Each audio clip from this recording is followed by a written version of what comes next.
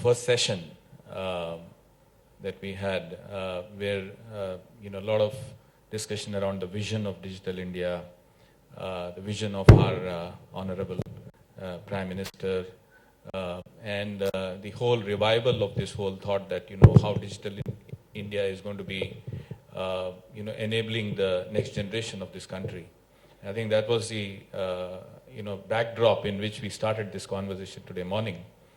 I think the fundamental most important aspect is to now quickly get into what does it take to go and do this, because the vision is there in front of us. It's an audacious goal that we want to do Digital India by 2020. We want to achieve all those goals, and we've got just around 4 to 5 years to go and implement whatever we have put in front of us. The second thing which came out of that first morning discussion is that very, very important that we need to think differently. We need to think upside down, bottom of the pyramid discussion, that we have to really look at enabling the bottom of the pyramid, and to make the bottom of the pyramid really come on top.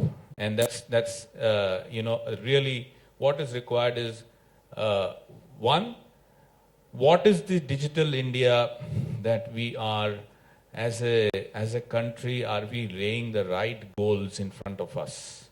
Because this goal, whatever we are going to set, is going to decide where we will end up with Digital India. Because one, of course, there is a lot of effort which is going to go into it. There is a lot of money which is going to go behind Digital India. There is a huge outlay of Digital India that has been put in place.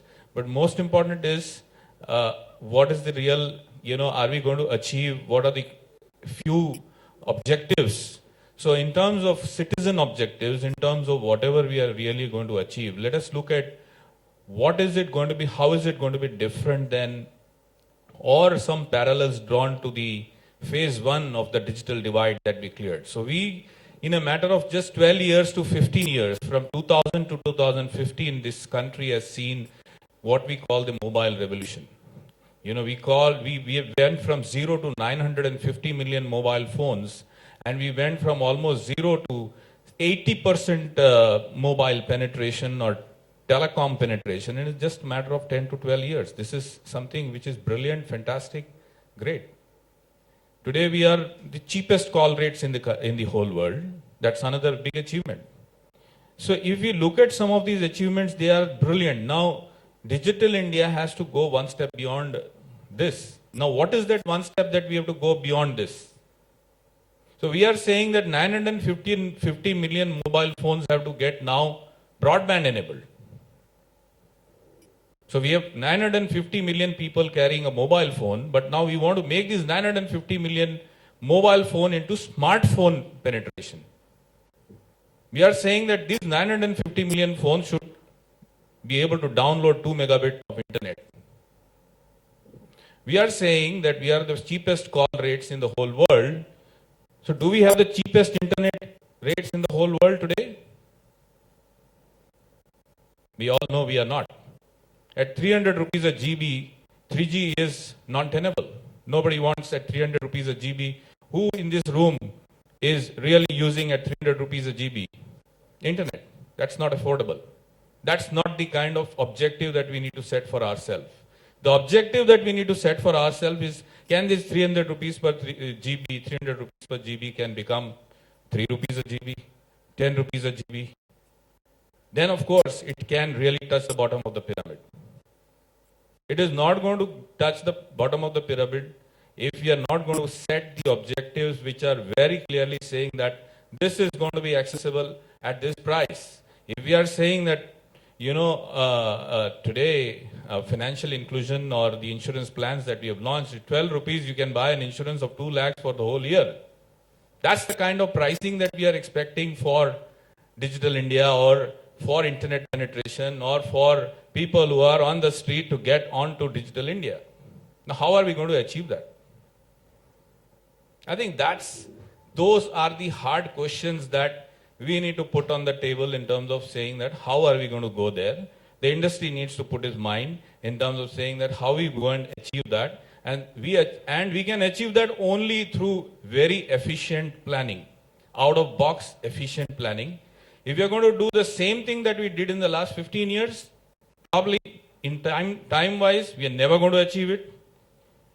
Cost wise, we are never going to achieve it, because you heard Mr. Matthew talking that this industry is already bleeding. The industry doesn't have money. The industry is in debts.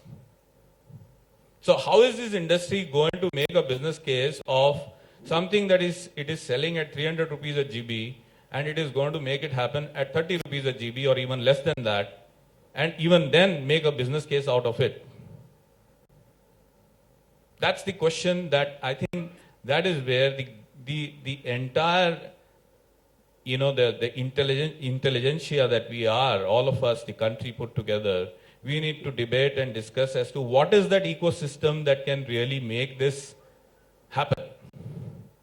Today, you get down at Delhi International Airport and you're driving towards Connaught Place. How many of you experience how many times the call drops? Are you able to carry out a 3-minute call without a call drop today? So where is the quality aspect to the Digital India? Who is going to set those objectives? Are we doing things today which is world class? Are we going to again replicate something and create something and spend so much money and again come back and say, oh, my internet doesn't work? You drive out 50 kilometers and want to put out of a city and put an industry. You ask, you want to have a 10 MB internet line. It is impossible. What is the kind of broadband infrastructure today we have? Is it enabling the enterprise? Is it enabling? So there is a huge amount of work to be done. So let's not kid ourselves by saying that, we are going to achieve this. But how are we going to achieve it? Are we going to create again a substandard quality infrastructure? So I think what is important at this stage, when we are really looking at blueprint, and so after the vision, the next is the plan, and then the absolute cycle of PDCA that we have all learned, the plan, do, check and act. If we are going to really do that, I think some of the fundamental issues that is required to be questioned is that today, like Bhognaji really rightly said, there is a huge difference between to implement mobile technology, because mobile is the only platform, like even Mr. Matthew said, which is what we have created. While we have leapfrogged technology, in 2000 we had just around 30 million fixed line connections, and that has dropped to 25 million fixed line connections today. But because we didn't create any fixed line infrastructure in this country, we leapfrogged from fixed line infrastructure directly to 900 million phones. We don't have actually a terrestrial infrastructure. We have an extremely weak backhaul terrestrial infrastructure. Now, today, mobility could happen because mobility required very low bandwidth. You could set up a base station in 4 hours and you put a microwave backhaul. One mobile call requires just around 8 kilobits of coding. But you can't do that with internet. If you are setting an expectation that you have to give 2 megabit download to every user, you need a huge backhaul infrastructure. If today all service providers put together in 10 years have created 10 lakh kilometers of fiber has been laid in this country, and we've got around 700,000 base stations. For 4G infrastructure to be implemented, you need 10 times more fiber. How are you going to create 10 times more fiber? You did that in 15 years with 5 or 6 service providers spending their entire money, but at the end of 5 years now, almost 30-40% of this fiber is lost. Why is it lost? Because we don't have any regulation on how to manage fiber. The left hand doesn't know how the right hand is operating. Every other day there is a fiber cut. Every other agency is digging on the road. Who is willing to invest in this kind of situation? You ask any service provider, almost 30-40% of their investment which they did in the last 10 years is all lost.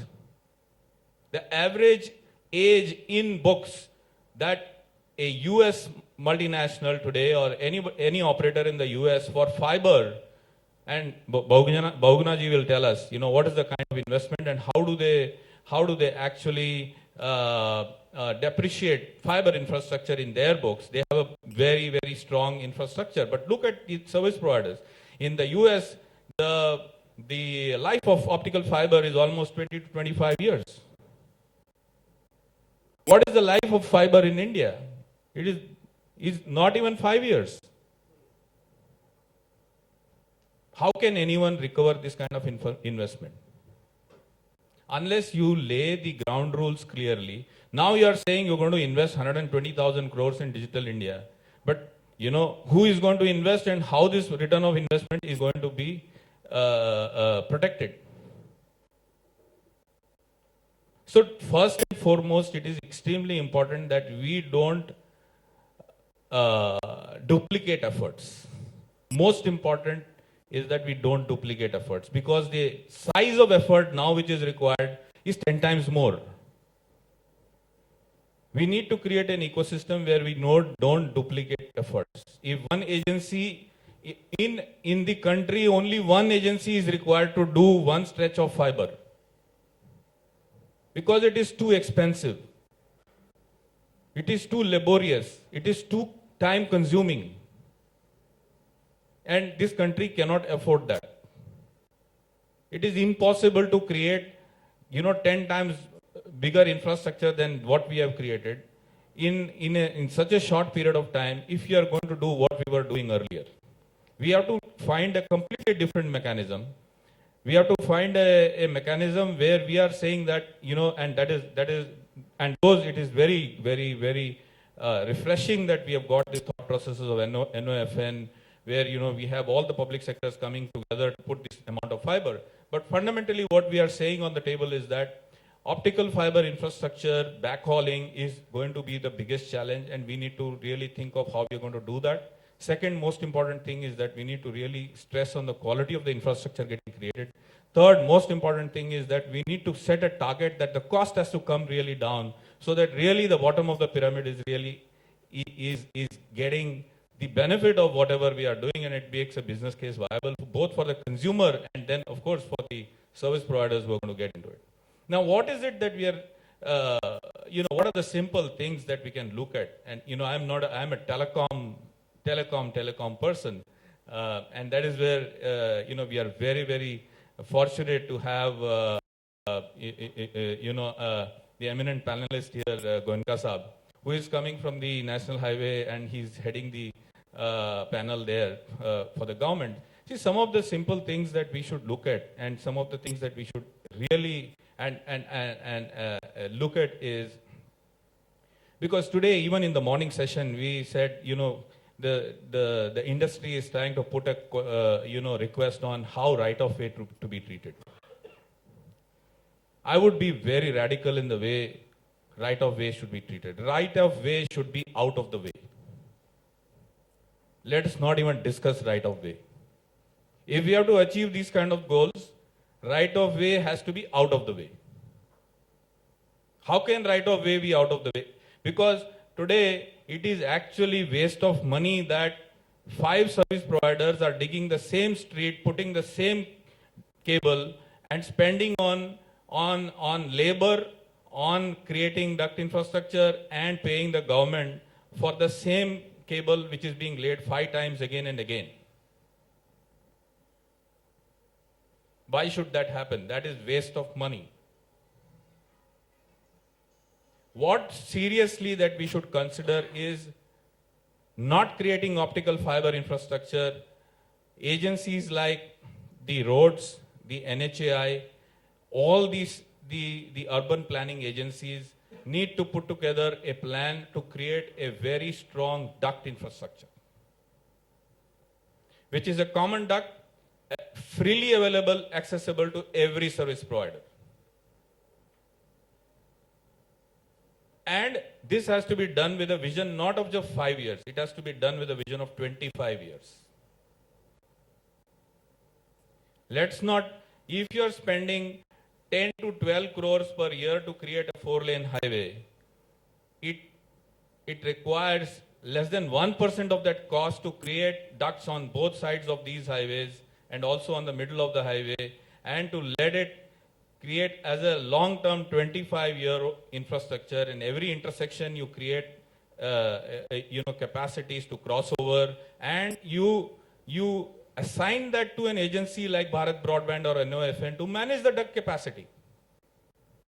Let's not, so most important is, can we really create, and same is true for cities, because we need much higher every building, because you can't create 4G infrastructure the same way that you have created 2G infrastructure. If you are today having 20,000 base stations in Delhi, you need 150,000 base stations in Delhi to do 4G. You can't do with 20,000 base stations. 150,000 base stations in Delhi is like every alternate building there is a base station.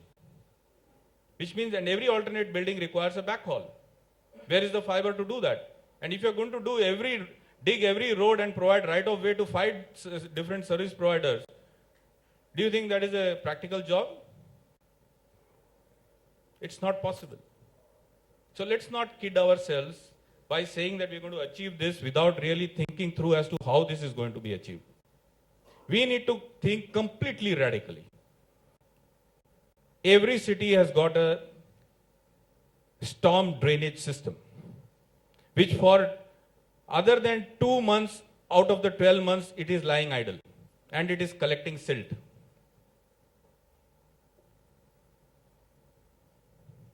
How can we enable each and every storm drainage system to be used as a fiber duct?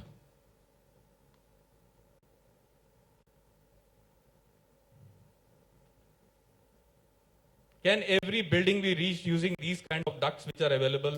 The entire drainage system has to be enabled.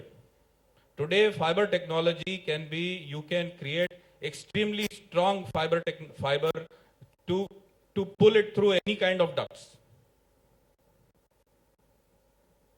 So, today we are discussing right of way. Right of way is almost 70% of the cost of putting, and the labor is 70 to 80% of the cost of putting fiber. The moment you think of completely radical thought processes like this, the cost of backhaul is going to go down. The cost and the accessibility, the affordability is going to be so good. You will have to really think completely differently in terms of how you're going to go and deploy these kind of backhaul technologies. The other most important thing is, like I said, 20,000 base stations today. Every base station behind that there is a genset. The quality of power in this country is very poor. So are we saying if these 20,000 is going to be 200,000 base stations, you're going to guzzle diesel and put gensets behind all these base stations? Do you think the green tribunals of this country are going to allow you to do that? What is going to happen to the air pollution in this country? And do we have the kind of power infrastructure to support the Digital India? And what is required to be done to make sure that we give stable power to achieve the goals of Digital India? That is another most important point that requires discussion. Deliberation requires right kind of people to come on board and tell the industry how and set guidelines as to how this is going to be achieved. Third most important aspect is this technology of deploying Digital India or 4G or Wi-Fi or 5G or new technologies. They are all pico and microcellular technologies, which will mean that as a part of the whole exercise to enable this whole ecosystem, every inch of government infrastructure which can be given to the industry has to be identified. Whether it is street poles, whether it is government buildings, whether it is railway stations, whether it is bus stops, whether it is every inch of government land should be monetizable. It should be available as an equal opportunity for a service provider to be used on a payable basis. But where is this exercise? Where are all these infrastructures? We have got such a fantastic platform like Google Maps, but first thing is, can we digitize this entire existing infrastructure that we have, which is available and visible for everyone to look at? So first, as a first step, we need to digitize what is available, what can be used by other parties, and how we can actually ensure that all these aspects, which is in terms of the assets which are available. Because now, if one party is going to use this asset as his own and it is not accessible to the other party, Digital India cannot be achieved. Digital India can be achieved if the government enables every inch of asset which is available under its command for everyone to enable and use.